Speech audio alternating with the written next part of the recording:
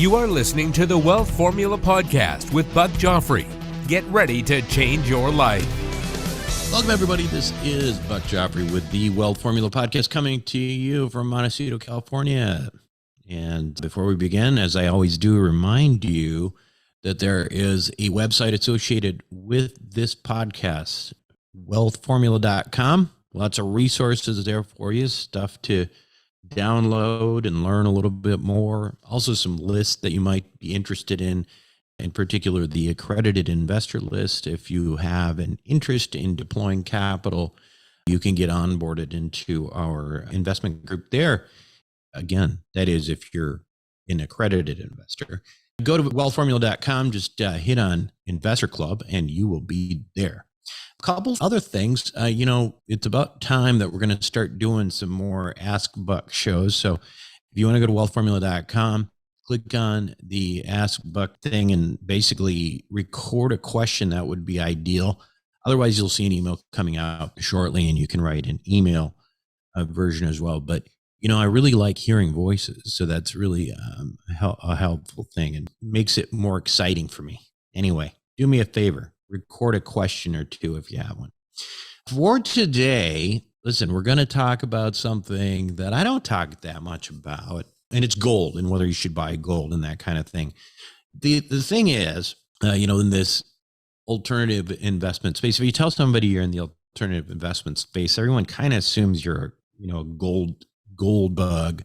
And I have to tell you, I used to be, and the idea of holding gold because it holds its value over time, that's very real. There's no doubt in it. I don't doubt it. I've said it before, but, the ounce of gold in the times of Christ would buy you a nice toga, a pair of sandals, and now an ounce of gold will buy you a decent suit and shoes. So that is, admittedly, that's a pretty darn good track record. So does gold belong in your portfolio? That's for you to decide. For me, I don't see gold as an investment per se. And in that regard, I think even the gold bugs would say, yes, of course, gold is money. Everything else is not. So to the extent that you may want to have some of your liquid assets in gold, it may make some real sense, except for that it's, kind of hard to carry in your wallet. But, to have it as an expression of money rather than an investment, I kind of get that. I'm still trying to figure out, and I'm trying to get someone to convince me of otherwise. But to me, again, real estate, when I think about real estate, it has so many of the qualities of what people want with gold, in the sense that it's a real asset. It's needed. It goes up. It's especially with residential real estate, it is an extraordinary hedge against inflation because you're raising rents every year and you're basically keeping up with it. So I'm still trying to figure out what the net benefit compared to that would be, because real estate to me seems like, it has all of the benefits potentially of gold, except, gold can't cash flow. When you buy real estate, it should be cash flowing real estate. In fact, with real estate, you can leverage also and buy more of it and have it pay off the debt with the income from the property. That's stuff that you just can't do with gold, right? Or you shouldn't do with gold. Otherwise, you're just going to be paying interest on something and hoping that you beat the appreciation of the gold itself. Again, you can't reasonably leverage the purchase of gold, and if you do, you'd have no income to offset interest rate payments. But to be clear, this is just my opinion. I don't own physical gold, but a lot of smart people do, and I don't claim to be right in that regard. And this is where personal finance becomes personal, right? Ultimately, you want to hear people's opinions. You want to hear the arguments one way or another, and then you make decisions on how you proceed. And for me, no one's really kind of gotten me that excited to own physical gold. That said, this week's episode of Wealth Formula Podcast, I've got a guest who speaks really eloquently for the case of physical gold. And so whether you're a gold bug or not, I think it's worth a listen to help you make your own decisions when we talk with Charles Goyette. When we come back after these messages. Welcome back to the show, everyone. Today, my guest on Wealth Formula Podcast is Charles Goyette. He's a New York Times bestselling author and radio personality, and he's known for his outspoken libertarian views and his economic commentary. He's also the author of The Dollar Meltdown, Red and Blue, and Broke All Over, and he's also the co-author of The Last Gold Rush Ever. Welcome to Wealth Formula Podcast, Charles. It's great to speak with you, and thank you for having me on. Yeah, it's wonderful. It'll be fun to listen to your show as well. But I'd love to, kind of pick your brain on what's going on these days. Obviously, your background and your interest is a belief in gold and sort of the negative impact that the Federal Reserve is having on the dollar. Can you talk a little bit about maybe just an historical perspective? The performance of, fiat currencies in general, maybe the U.S. dollar in particular versus gold? Yeah, I'd be very happy to do that. And my interest as well is, besides all the brutal time that I have to spend keeping an eye on what the Federal Reserve is up to, I'm interested in Austrian economics, the economics of prosperity and free people as well. Right. And unfortunately, we're not living in an economy of Austrian economics or an economy of free market capitalism. And so, the economy has boomed and busted and busted and boomed over and over again by the Federal Reserve and its monetary policy. And as a result of that, we have to spend an inordinate amount of time watching what they are up to. So when we say that the dollar is a fiat currency, people say, what does fiat mean? I finally, after talking about this, Buck, really for 20, 30, 40 years or whatever it's been, I saw a great example to illuminate what fiat actually means. So in the Old Testament, there's a line that everybody of every faith knows, in which God creates the world and he says, let there be light. But if you read it in Latin, it goes, fiat lux. It's a decree or a command that there be light. Got it. And so when you say fiat currency, you're talking about a currency that has no innate. So let there be currency. Value. Its value is the fact that somebody in a high place has said, let this be money. Yeah. And it may have value for a while. The order from on high for you to use it as money may last for a while. But somebody asked me, Buck, one day, how many fiat currencies or paper currencies have ended, have collapsed throughout history? I don't know the answer, but my smart aleck answer is all of them. Yeah. The ones that haven't collapsed yet are well on their way. Yeah. Yeah. So to talk a little bit about like the Fed policy in particular right now. And I should point out too, like I share, something in common with generally libertarian views. My concern is, neither party really holds true to the libertarian values when it comes to the economy. And then now you have the Fed playing a role into that as well. And obviously they're politically motivated. So how does this all kind of come together? Yeah, that's a great entree for me because, the Fed persists in Republican administrations and Democratic administrations with essentially the same policy. I mean, Alan Greenspan was appointed by Reagan, right? Was reappointed by Clinton, was reappointed by Bush, and so on and so forth. And it's the same, with Jerome Powell, who was appointed by, I believe, Barack Obama, and then reappointed by Donald Trump, and so on. But whatever it is, the names change, but the policy remains the same under Democratic and Republican administrations. And it's kind of like what's going on the international stage. We read that central banks around the world are moving their reserves, their dollar reserves, out of dollars and into gold. And the reason, of course, is kind of self-evident that they know exactly, they're all central bankers. If you read a paper by a senior Chinese central bank official, it reads like somebody that's a Keynesian from the Fed. They all say the same things, but the reason that they're moving their currencies out of their dollar reserves and into gold is because they know how the game works. So they don't mind fleecing their own people with their own fiat made up money. They just don't want to be victimized. They don't want to be fleeced by us. So, and this is the way that Republicans and Democrats are internally in the microcosm of the United States. The Republicans, don't want policies that, subsidize the cronies and the contributors of the Democrats. And then when they get in power, of course, they want policies that subsidize the cronies. Just trading cronies. So it just goes on forever, and it always ended very badly. Now, when you think about investing in gold, buying gold, do you think about it as largely a wealth preservation tool or a wealth building tool? So I think that it's fair to kind of apply both terms to it. It's certainly wealth preservation through the ages, through the centuries, around the world. It's the enduring currency. It's the enduring wealth preservation tool of the world.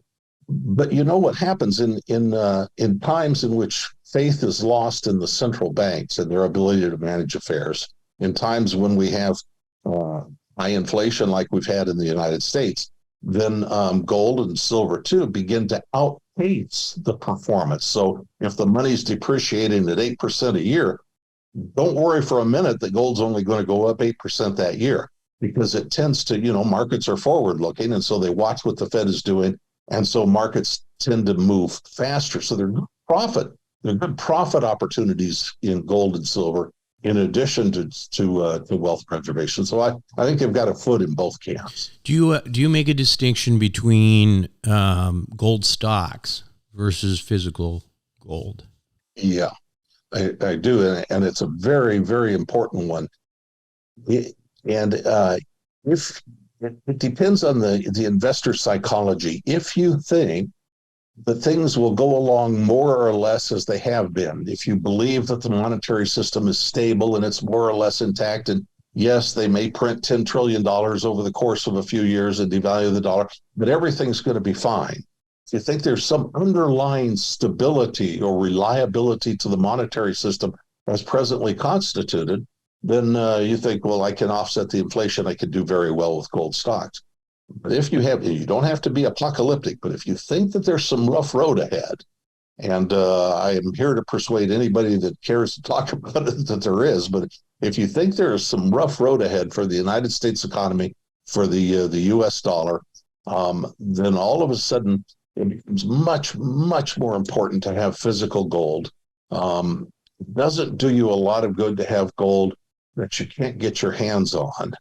And this happens all over the world, and happened shamefully here in the United States in the 1930s when monetary gold was nationalized. The U.S. government made it a criminal offense to hold monetary gold, punishable by 10 years in jail and a $10,000 fine.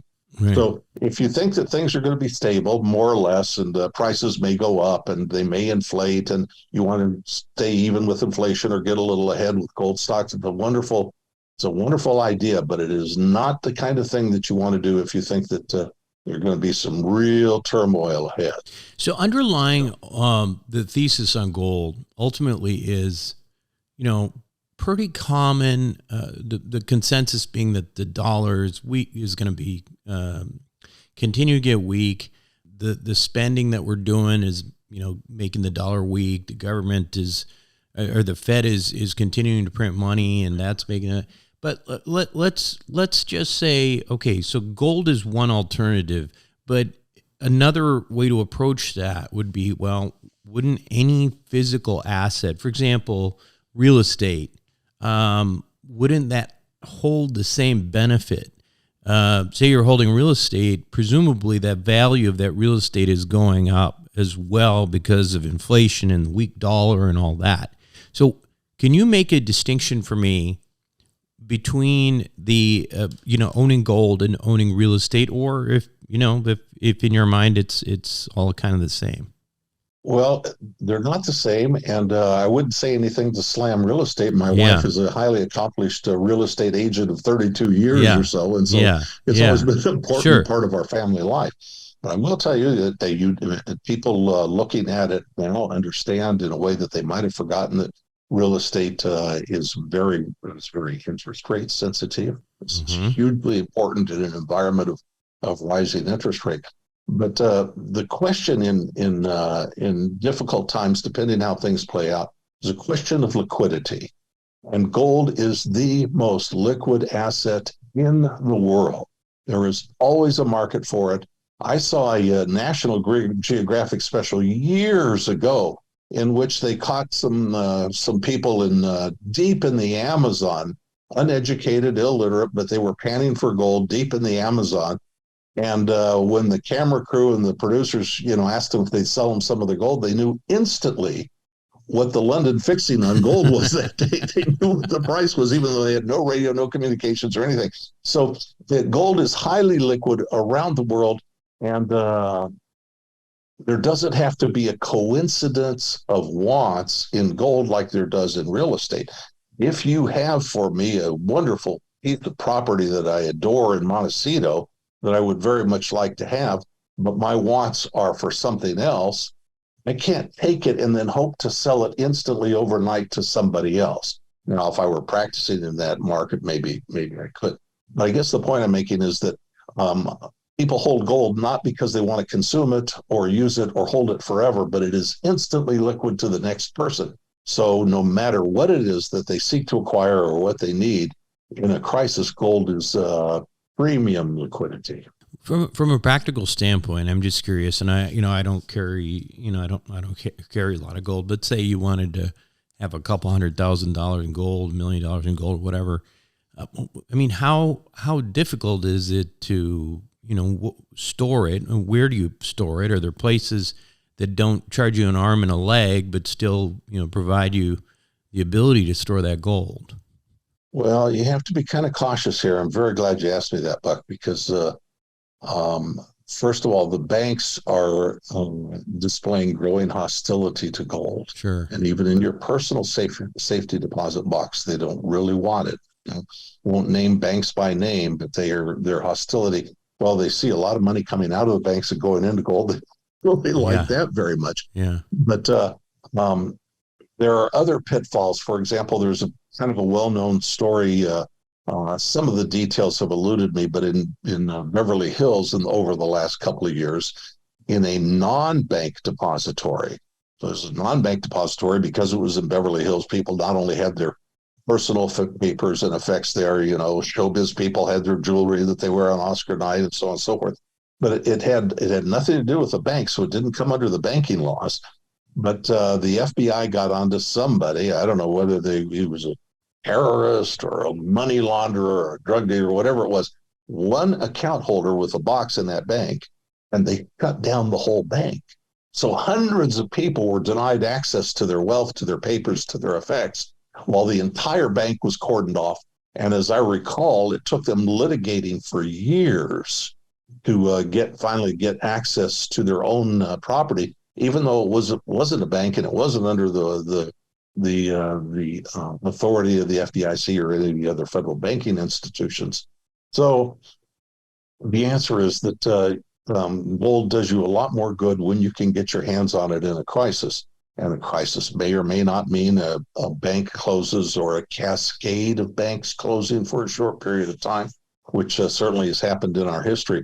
So somebody like myself that talks to people about owning gold, I get this question a lot, what should I do with it? My answer is don't tell me. I don't want to know. Yeah. Somewhere in your planters or something like that. In recent years, we've got the advent of something that has some of the qualities of gold that might be a little bit more mobile, and that's cryptocurrency, particularly Bitcoin. Love to get your thoughts on that, because if you look at, I think the younger generations and stuff, they really have a tremendous amount of faith in Bitcoin to the extent that it may rival that of gold. They prefer Bitcoin over gold. Can you talk a little bit about what you see the role of Bitcoin is?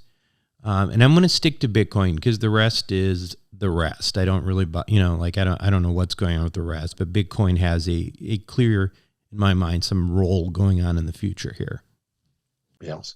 So I am a Bitcoin owner, but only because my younger son fits your demographic description, right, and sent me Bitcoin for my birthday. Yeah. But other than that, I don't own it. I've been approached to the deal in it and stuff, going back to the very beginning.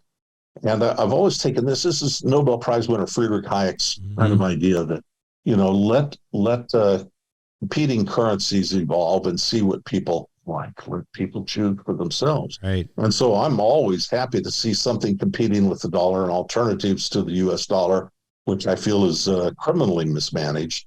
And Bitcoin may or may not turn out over the long haul to be the perfect or the best possible alternative, better even perhaps than gold. I don't see it that way. I think gold's track record kind of trumps the comparison. But I am happy to see people experiment with it, develop alternatives, and I'm especially happy that they're doing it with their money and not mine. That's right. That's right. Go ahead. Let's see what you can come up with and what works over the long haul. For the time being, I think that gold's track record is just unparalleled. Yeah.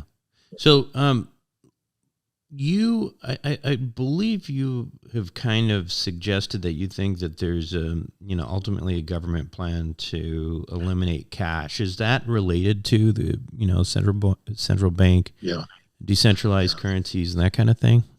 Yeah, Buck. I think it's a very unhappy development for all of us. And they are working on it laboriously, burning the midnight oil at the Mariner Eccles building in Washington. They've got 100 PhDs at the very least working on this all the time, the development of a central bank digital currency. President Biden's staff posted it on the White House website a couple of months ago that this is President Biden's priority for us. And of course, who knows more about monetary policy than President Biden? So they're working pell-mell on this thing, and there's a problem with this, and the problem is that everything becomes open to surveillance. You have no liberty, no freedom of movement that is not surveilled. It's a very, very negative thing. In China, they call it the social credit system.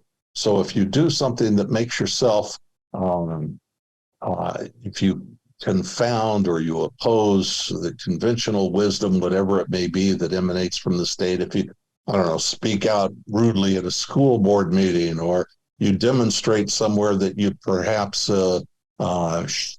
shouldn't, or whatever it may be, you find your social credit score goes down, and all of a sudden you can't buy an airplane ticket, or you can't credit, or you can't buy a house, or you can't get on, you can't do this and that. And so it's used, this massive surveillance power that is intrinsic to a central bank digital currency is used like virtually everything the government does is used as a tool of control and enforcing social conformity. I think it's a very, very bad development. And I think it virtually screams for people to get some of their assets off the grid, off the federal grid, and into something like coal. Yeah, and what's interesting too about that is, well, there's a couple things. One is obviously, I can see the government wanting to have surveillance of all money for taxation purposes, right? I mean, that's probably part of it. I wonder though if there probably will have some required legislative process to get that through, and I wonder if there's this social, the political willpower, because I would think that people in general would see confiscation of cash or like the elimination of cash as something that's, against their civil liberties. Well, you do, and I do. And I think people that are educated and understand the implications will get it, but I'm not sure that we have that we're enough in numbers to control the debate or the outcome, and we could be relegated to marginal complainers about it. We still to this day, most of the American people, basically think that that money, that greenbacks, for example, what gives them value? They think it's similar to the idea that, they think that it's like milk and eggs. They come from Safeway, right? They don't understand the whole messy business about the farm in the background. That's the same with money. They don't really think. They're not interested in the presuppositions of what gives this paper money value and so on. And so when something like a central bank digital currency develops, They will hear some people squawking about it on talk radio shows or whatever it may be, or on an occasional blog post somewhere, and yet really not understand the full implications of it. But we're at the point now where, the government has virtually won the war on cash. It's undeclared, it's unlegislated, it was undebated, but cash represents too a degree of anonymity, and the government's been very happy about that. And they, as they repress the use of cash, it's always been because of drug dealers or terrorists. Well, the drug dealers keep on doing business just fine, thank you very much. But the American people can be criminalized for using cash in the most innocent way. And so, there's a reporting requirement, and it's not people in the gold business. You could be selling used automobiles, but if somebody comes to you with $10,000 or more in cash, the seller is required to file a report with the Treasury Department. You take 10,000 or more out of the bank with cash, or put 10,000 or more dollars in the bank in cash, they're required to fill out a paperwork on you. But it's even worse than that, Buck. Yeah. Because if somebody comes in with, let us say, arbitrarily $9,950 in cash, you have to wonder if they're not specifically trying to evade the reporting requirements, and the government has a new report called Suspicious Persons Report. Right. And the person at the bank or the car dealer or whoever it may be supposed to, begin acting like law enforcement. Now, this person may be trying to evade the reporting requirements, and now they're challenged. They're burdened with having to fill out another report, deeming them a suspicious person that needs to be inquired about and stuff. So they've won the war on cash already, and people didn't squawk and didn't stop it. And so central bank digital currency, I'd like to think, I hope you are right, that we are enough in numbers, or that people are kind of educated that, maybe we can dig in our heels and stop it. But boy, it's moving very, very fast. I did a conversation with a really well-known financial author one day, and he said, well, when the fiat dollar, when the Federal Reserve's dollar finally breaks down, the United States is prepared to replace it with the International Monetary Fund's special drawing right. Yeah. I said, you must be kidding. You mean the people in the United States of America to be victimized by the failure of the dollar managed by central bankers in Washington, the Federal Reserve dollar, but they're automatically going to be transferred into the special drawing right of the International Monetary Fund, which is flimsier still, and they're not going to squawk about it. They're going to let that happen. And he goes, yeah, they're going to do that because it's all ready to go, and so on. So, well, I think they'll draw the line at some point, and I hope you're right that they draw it sooner rather than later with this stuff. I believe this is the latest book, right? Is The Last Gold Rush Ever? Is that your most recent book? Yes. So this is The Last Gold Rush Ever, 7 Reasons for the Runaway Gold Market and How You Can Profit from It. Now, I won't ask you to give all 7 for free, but give us a couple of examples of what you talk about. Well, thank you for that. It's kind of important, having watched these markets over many, many years. This beginning to build now, bull market in precious metals that we're in the very early stages of, is unlike the ones that have gone before. It's always debt and it's always inflation that drives bull markets in precious metals. Always, everywhere, debt and inflation. It's Venezuela, it's Weimar Republic, it's Zimbabwe, it's debt and inflation. But there's something else going on here that makes this quite unlike the bull markets that have gone before, and makes it, in my apocalyptic terms, sort of kind of the last bull market ever in gold and silver in the dollar as presently constituted. And that is that we have this kind of convergence of all these things going on at once, in addition to the debt and in addition to the money printing, fiat money. And so it's like when an arson investigator comes to the scene of the fire and he sees, okay, so the plywood burned and the 2x4s burned and so on. But if they suspect something's wrong, they go looking for accelerants. So in addition to the debt and in addition to the money printing, there are a lot of accelerants now that make this unlike other bull markets. And one of them, I think everybody knows this now, is that the United States global military empire is coming undone. it's very clear that the world is not marching to our tune anymore. We are driving people around the world into one another's arms and out of ours. Our promiscuous use of sanctions and so on is creating new international global account settlement systems that are established specifically to bypass the dollar. So you've got that, all of that going on at the same time. We have, we're the biggest debtor in the world, and still some historically low interest rates. So we have that going on at the same time. War on cash is another component. When there's a war on cash, people instinctively begin to look for alternatives that gives them a chance to be outside that war, to get assets out of the firing line. So you've got that going on. So those are a couple of the things: the war on cash, the end of dollar hegemony, the end of the U.S. global military empire is very big. The world had agreed to take U.S. dollars as their reserves, as they used to hold gold in their central banks and issue their currency against the gold. They've been holding dollars since the end of World War II. But as we talked about earlier, they're becoming very skeptical about the dollars. So new reserve alternatives are in development now, and this will cost the American taxpayer substantially with the declining role of the U.S. dollar. So this bull market is unlike any others, and has a finality to it because it is the end after a couple of hundred years.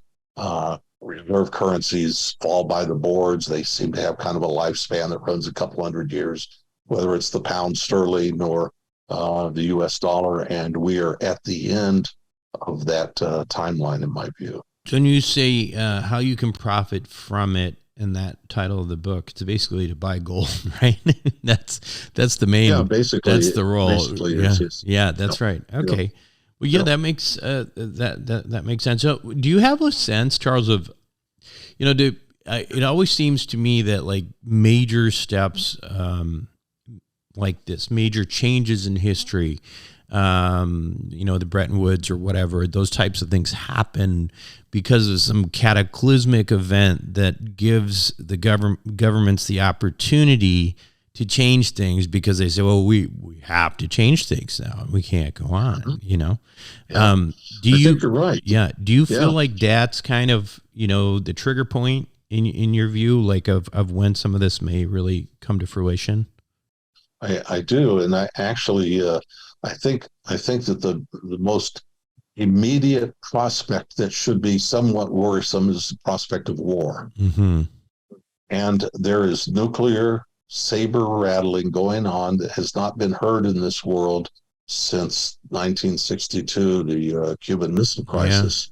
Yeah. And it's a little bit frightening to hear just how cavalier people in high places can be talking about these things. Right. And when countries are cornered, they lash out. When great powers are challenged, they feel that they have to lash out.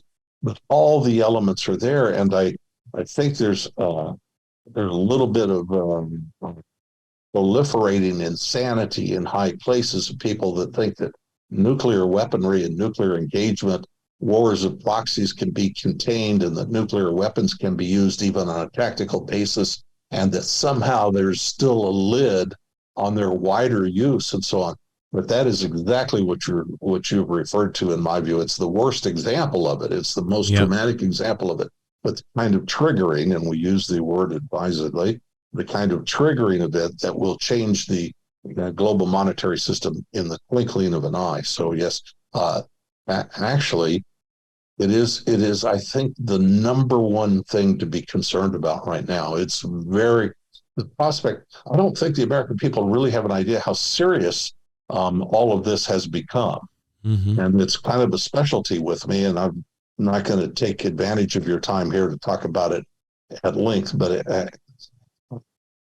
things are happening very, very fast. And to somebody like myself that has watched it for a long time, I'm almost astonished at how fast things are moving in a way that could prove to be very frightening indeed. Well, I can see with confidence. I hope you're wrong about a lot of things here, Charles. I do too. But it was great to have you on the show. And the book again is The Last Gold Rush Ever: 7 Reasons for the Runaway Gold Market and How You Can Profit from It. I assume you can get this everywhere, Amazon, all that usual suspects. Sure, all the regular places, Amazon, of course. Fantastic. Yeah, Charles, thanks again so much for being on Wealth Formula Podcast. yes, thank you so much, Buck, for having me on. I enjoyed it a great deal. Be right back. Welcome back to the show, one. Hope you enjoyed it. And maybe that's helped make a decision for you on whether or not you want to buy a bunch of gold. I think, and again, I don't claim to have the answers. I don't. But that is what this show is all about, trying to give smart people an opportunity to express your opinions, tell you what's going on. We had some really smart economists who don't even agree with each other on what's going on in the economy. So all of it is ultimately going to be about you thinking about what people are saying and the arguments that are being made and making your own personal finance decisions. And that's what I'm here for. But that's it for me this week on Wealth Formula Podcast. This is Buck Joffrey signing out. Thank you for listening to the Wealth Formula Podcast. Visit us on the web at wealthformula.com. The information contained in this podcast are opinions, not fact. As always, consult your own financial team before making any investment. See you next time.